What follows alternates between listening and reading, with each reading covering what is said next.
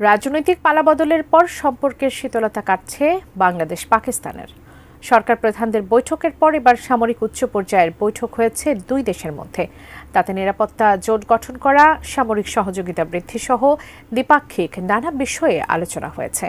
বিস্তারিত ইমতিয়াজ আলমের রিপোর্টে। মঙ্গলবার পাকিস্তানের পাঞ্জাব প্রদেশের রাওয়ালপিন্ডি শহরে সেনা সদর দপ্তরে পাকিস্তানের সেনাপ্রধান জেনারেল আসিম মুনিরের সঙ্গে বৈঠক করেছেন বাংলাদেশের সেনাবাহিনীর principal staff officer lieutenant general SM Kamrul Hasan.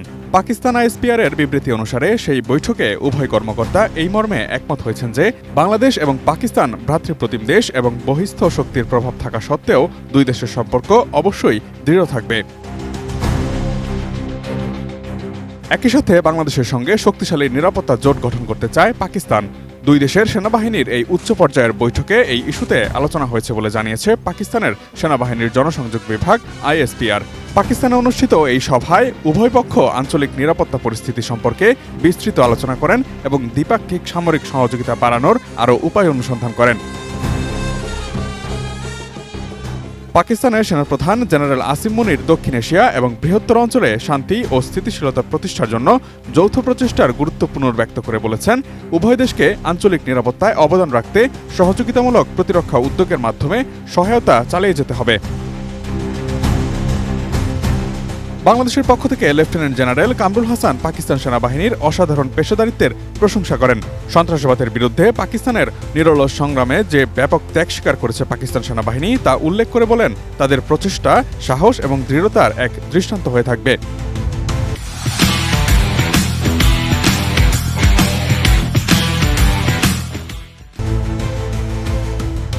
বাংলাদেশের সশস্ত্র বাহিনী বিভাগের principal staff officer lieutenant general SM Kamrul Hasan এবং তার প্রতিনিধি দল পাকিস্তান সফরে রয়েছেন। পাকিস্তানের সেনাপ্রধান ছাড়াও lieutenant general SM Kamrul Hasan পাকিস্তানের জয়েন্ট চিফ অব স্টাফ কমিটির চেয়ারম্যান জেনারেল শাহির শামসাদ মির্জার সাথে জয়েন্ট স্টাফ হেডকোয়ার্টার্সে দ্বিপাক্ষিক বিভিন্ন বিষয়ে আলোচনা করেছেন। অতীতের যে কোনো সময়ের থেকে বাংলাদেশের সাথে পাকিস্তানের সম্পর্ক এখন অনেক বেশি উষ্ণ। বাংলাদেশে রাজনৈতিক পালাবদলের পর দুই দেশের সরকার প্রধানের মধ্যে বৈঠকের মাধ্যমে দুই দেশের সম্পর্কে নবযুগের সূচনা চিন্তা করা হচ্ছে। আসন্ন ফেব্রুয়ারির প্রথম সপ্তাহে ঢাকা সফরের কথা রয়েছে পাকিস্তানের পররাষ্ট্রমন্ত্রী ইসহাক দারের সফরটি নিশ্চিত হলে এটি হবে এক যুগ পর ঢাকায় পাকিস্তানের কোনো পররাষ্ট্রমন্ত্রীর প্রথম বাংলাদেশ সফর। 2012 সালের নভেম্বরে পাকিস্তানের তৎকালীন পররাষ্ট্রমন্ত্রী হিনা রাব্বানী খার ঢাকায় এসেছিলেন। তাই ঢাকা ইসলামাবাদ সম্পর্ক উন্নয়নে ইসহাক দারের সফরকে বেশ গুরুত্বের সঙ্গে দেখা হচ্ছে কূটনৈতিক মহলে।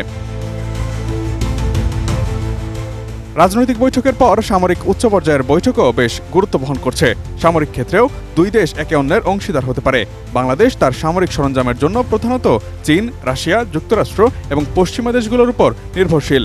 অন্যদিকে পাকিস্তান নিজস্ব প্রযুক্তি ব্যবহার করে F-17 যুদ্ধ বিমান এবং ক্ষুদ্র অস্ত্রসহ বিভিন্ন সামরিক সরঞ্জাম উৎপাদন করে থাকে।